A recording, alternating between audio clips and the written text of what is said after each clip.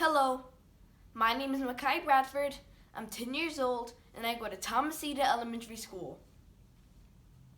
Today I would like to speak to you about resilience. Resilience is defined as the process of adapting well in the face of adversity, trauma, tragedy, threats, or even stress.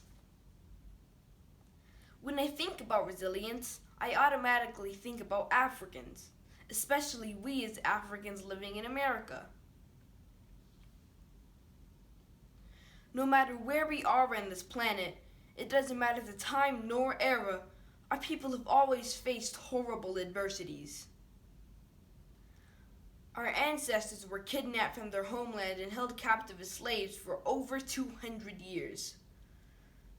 Through resilience, our people not only survived slavery, the Black Codes, Jim Crow laws, and the brutal civil rights struggle, but we were able to rise above it. Our Black inventors, innovators, and leaders revolutionized this nation and made life better and more manageable for all people. Before George Washington Carver invented hundreds of useful products with peanuts. Before Garrett Morgan invented traffic lights and the gas mask. In fact, before any of our many great leaders, speakers, authors, doctors, businessmen, and women ever had the opportunity to tap into their brilliance, they first had to be resilient. Before Malcolm X taught us to demand freedom by any means necessary. Before Martin Luther King Jr. shared his dream and vision with the world. Before Barack Obama became the first African American president, they first had to invoke the resilience and brilliance of our ancestors. Today is no different.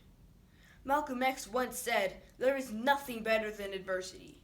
Every defeat, every heartbreak, every loss contains its own seed, its own lesson on how to improve your performance the next time." We still face problems like racial inequality, police brutality, and poverty.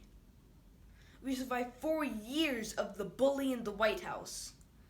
We are in a global pandemic. Many of our schools are closed and we are now in virtual learning. Many of us are quarantining in our homes. A lot of adults have lost their jobs and we haven't been able to do a lot of the fun things we used to do, like go to amusement parks, movie theaters, restaurants, or simply go to a friend's house. These are very hard times for everyone. However, it is now time for us to remember and invoke our own superpower, our resilience.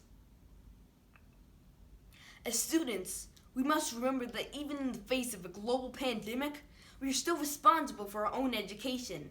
We have to log into our virtual classrooms every day on time with a positive attitude and an open mind. Talk to your parents and teachers when and if things are too difficult, and even though there aren't lots of places to go, get up, get dressed, and make the best of your day. Use the extra time you have to read more, or study something you've always wanted to study. Create art, or you can write a book or a poem. I like to study science and history, so I'm using my extra time to read a lot more than normally on those subjects.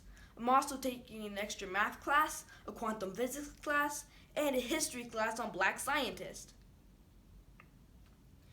No one knows how long this virus will remain a threat, but what I do know is we are far more resilient than any virus.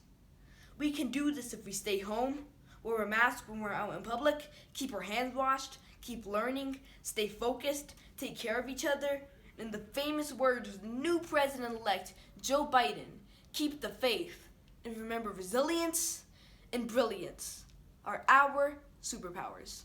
Thank you for your time.